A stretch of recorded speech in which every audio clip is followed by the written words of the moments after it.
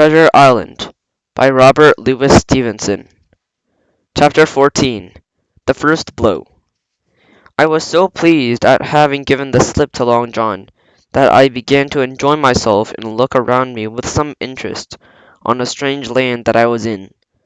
I had crossed a marshy track full of willows, bulrushes, and odd outlandish swampy trees, and I had now come upon the skirts of an open piece of undulating sandy country, about a mile long, dotted with a few pines and a great number of contorted trees, not unlike the oak in growth, but pale in foliage, with willows on the far side of the tree.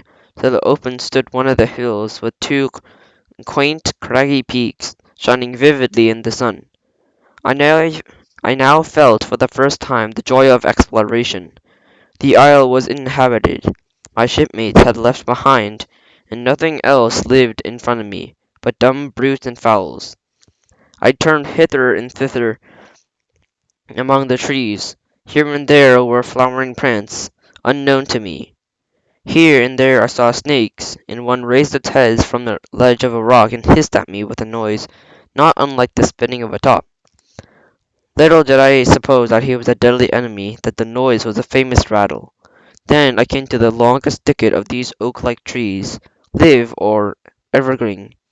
Oaks, I heard afterwards they should be called, were, which grew low along the beats like brambles, the boughs curiously twisted, the collage compact like thatch. The thicket stretched down from the top of one of the sandy knolls, spreading and growing taller as it went, until the until it reached the margin of the broad, reedy fen, through which the nearest of little rivers soaked it away into the anchorage, and marsh was steaming in the strong sun. And the outline of the spyglass trembled through the haze. All at once there began to be a sort of bustle among the bulrushes. A wild duck flew up with a quack. Another followed, and soon over the whole surface of the marsh a great a great cloud of birds hung screaming and circling in the air. I judged at once that some of my shipmates must be drawing near along the borders of the fen. Nor was I deceived, for soon I heard the very distance and low groans of a human voice, which, as I continued to give ear, grew steadily louder and nearer. This put me in a great fear, and I crawled under the cover of the nearest live oak, and squatted there, hearkening as silent as a mouse. Another voice answered, and the first voice, which I recognized to be Silver's, once more took up the story, ran on for a long while in a stream, and only now again interrupted by the other. By the sound they must have been talking earnestly, almost fiercely, but no distinct word came to my hearing. At last the speaker seemed to have paused, and perhaps to have sat down. For not only did they cease to draw any nearer, but the birds themselves began to grow more quiet, and to settle again in their places in the swamp. And now I began to feel that I was neglecting my business, that since I'd been so foolhardy as to come ashore with these desperadoes, the least I could do was to overhear them at the council, and that my plain and obvious duty was to draw as close as I could manage, under the favourable ambush of crouching trees.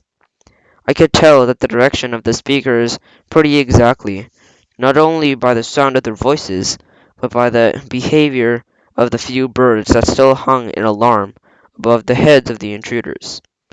Crawling on all fours, I made steadily but slowly towards them, till at last, raising my head to an aperture among the leaves, I could see clear down into a little green dell beside the marsh, and closely set about with the trees, where the Long John, Silver, and another of the crew stood face to face in conversation. The sun beat full upon them. Silver had thrown his hat beside him on the ground, and his great smooth blond face, all shining with heat, was lifted into the other man's in a kind of appeal. "Mate," he was saying, "it's all because I think gold dust of you. Gold dust, that you may lay to that. But if I hadn't took you like a pitch, do you think I'd be here a warning you? All's up, you can't make or mend. It's to save your neck that I'm a speakin', and that's all Wild Duns knew it. Where I'd be, Tom, now, tell me, where did I be? Silver, said the other man, and I observed that he was not only red in the face, but spoke as hoarse as a crow, and his voice shook, too, like a taut rope. Silver, he said, you're old and you're honest, or has the name for it, and you're money, too, what which lots of poor sailors hasn't, and you're brave, or I'm mistook. In the ill you tell me you'll let yourself be away for that kind of mess of swabs? Not you! As sure as God sees me, I'd sooner lose my hand if I turned again my duty. And then all of a sudden he was interrupted by a noise. I had found one of the honest hands. Well, here, at the same moment, came news of another. Far away out in the marsh there arose all of a sudden a sound of cry of anger, then another on the back of it, then one horrid, long-drawn scream. The rocks of the spyglass re-echoed in a score of times. The whole troops of marshbows rose again, darkening heaven, with a simultaneous whir, and long after that death yell was ringing in my brain silence had re-established its empire. The only of the rustle descending in the birds after the boom of distant surges disturbed the languor of the afternoon. Tom had leaped at the sound, like a horse at the spur, but Silver had not winked an eye. He stood where he was, resting lightly on his crutch, watching his companion like a snake about to spring. John, said the Silver, stretching out his hands. Hands off! Cried Silver, leaping back a yard, as it seemed to me, with the speed and security of a trained gymnast. Hands off, if you like, John Silver, said the other. It's a black conscience that make you fear of me. But in heaven's name, tell me what was that? That?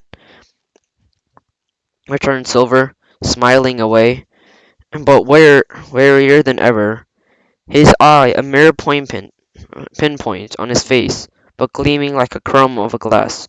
That? Oh, I reckon that'll be Allen. And at this poor Tom flashed out like a hero.